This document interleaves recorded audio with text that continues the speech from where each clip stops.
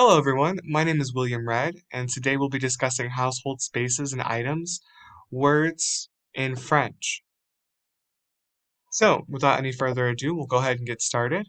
What to expect. In this video, we'll cover vocabulary, such as living room, bedroom, kitchen, bathroom, and some words that might be associated with these specific spaces within a home.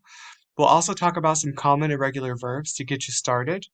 Things like to come, to go, to have, to be, things of that nature.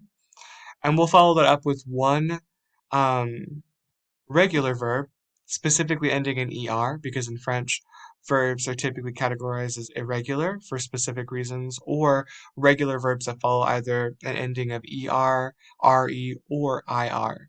In this video, we'll just address er endings for regular verbs, and we'll end with a general thank you. So let's move on. A vocabulary list. This right here is a vocabulary list. It's 25 words. 20 are nouns and 5 of them are verbs. In each category, it deals with a different space within the home, along with certain items that could be associated with those spaces. So we'll go ahead and move forward. Living room. Living room in French is la salle de séjour, or you could say le salon. So la salle de séjour or le salon. I hear le salon, but I've also heard la salle de séjour. So if you're just getting started, you're not really sure what word to use, I would suggest the second one because it's shorter, but both would be understood. The next group of words is la lampe or la lumière. I've heard both of these as well. La lampe translates to a lamp or a light, and la lumière just translates to light. So maybe someone's asking, do you want light in the room or can you turn a lamp on? Two vocabulary words to have connection. And then we have le canapé, which means couch or sofa. And you can use the images to the right to help you connect the French words to images. Additional vocabulary for the living room, we have la télévision or télé, la télé. Télévision, la télé, that just means TV, right? The physical object. La porte, a lot of the homes that I grew up in, that going straight from the living room, there's a door you can go out into the front yard or even onto the main street. So, la porte, la télévision, la télé. Moving on to bedroom, we have la chambre à coucher. You could just call it la chambre. La chambre means room. The room. A is two, and coucher is sleep. So, la chambre à coucher. So, a great example of that would be when you hear Lady Marmalade, when they say, voulez-vous coucher avec moi? The coucher is literally to sleep, not sleep with, in the same context as English. Le lit means bed, so depicted in the top right, but also in the middle photo. And then we have la couverture. La couverture, that is blanket, right? So depicted with the bottom right with the child that's swaddled in the blanket. Additional vocabulary for the bedroom, l'armoire, which is a closet. Notice that it's L apostrophe. It's still feminine, which is why I've marked it with an F. Les vêtements, that is masculine. Les vêtements, and that's clothes, general clothing, okay? Moving forward from there, we have kitchen, la cuisine, la cuisine, represented or depicted by the bottom right photo. We have le thé, like Yorkshire tea, le thé, tea. Les biscuits, that is cookies, right? And it's masculine. Additional vocabulary for the kitchen, la table, same word in English, table. And the second additional word is la chaise. La chaise. La chaise means chair. Bathroom. La salle de bain. Or you can just say les toilettes. La salle de bain literally translates to the room of bath, and les toilettes translates to the toilets, right? So you could say, où est des toilettes? Where are the toilets? Or you could say, y a-t-il une salle de bain ici? Which means, is there a bathroom here? We also have le papier de toilette, which means the paper of toilet. In English, we would say toilet paper, depicted with the middle photo closest to the vocabulary. And then following that, we have une brosse à dents, which means toothbrush, right? A toothbrush. Notice the difference between le, la, and une, definite and indefinite articles based on gender. Moving forward, additional vocabulary for the bathroom, de savon. De savon is soap, and la serviette, that is towel, and it can be all kinds of different towels in different shapes and sizes.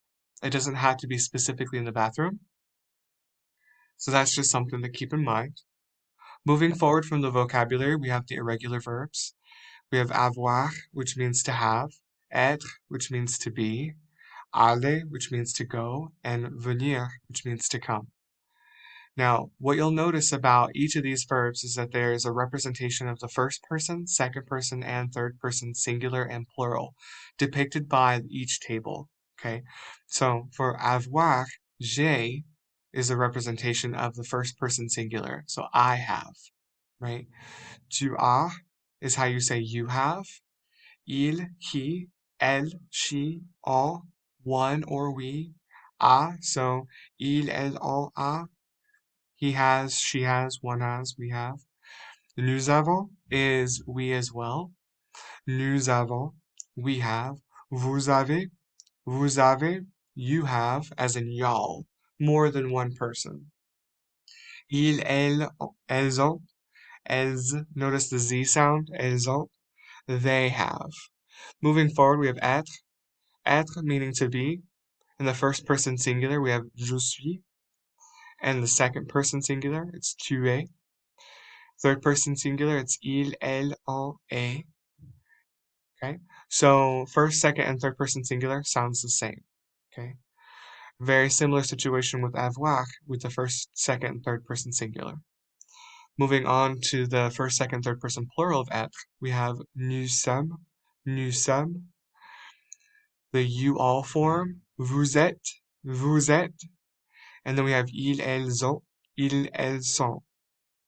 So the difference between avoir and the third person plural and être and the third person plural is the difference between the S sound and the Z sound. And this is made possible by either one S or two S's that come before the vowel. In this context, it's an O. So with avoir in the third person plural, you'll notice that there's no S attached to the conjugation of the verb itself, just the S that follows by either il or elle. In this context, we would make that sound by saying z. So, ils ont, okay? But with être in the third person plural, it's ils sont, elles sont, okay?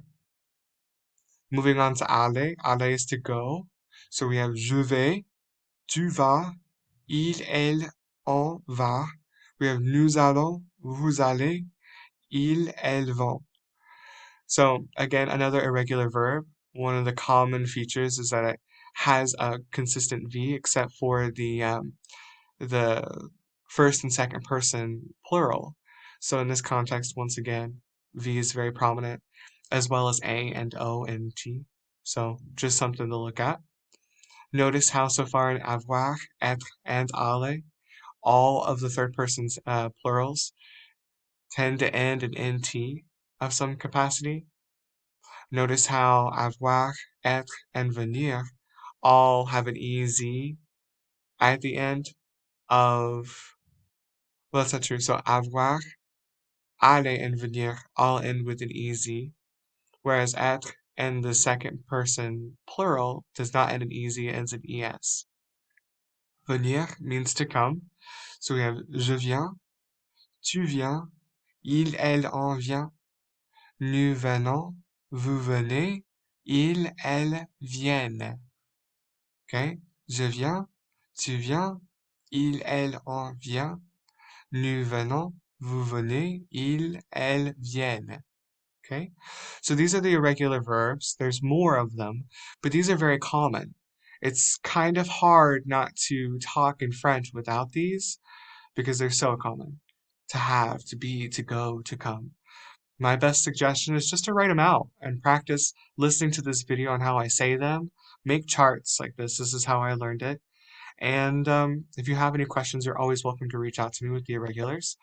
Moving forward, we have regular verbs, endings, and er.